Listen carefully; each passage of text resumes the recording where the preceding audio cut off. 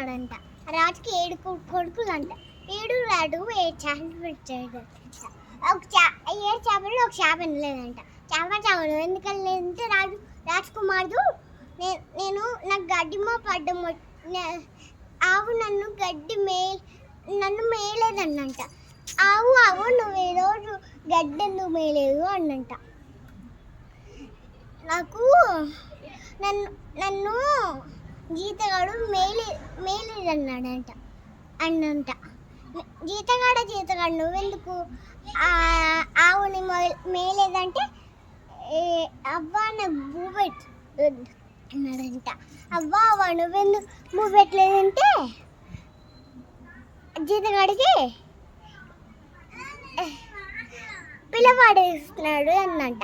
పిల్లవాడు నువ్వెందుకు ఏడుస్తున్నావు అంటే నాకు బంగారు చీమ కుట్టిందన్నాడంట.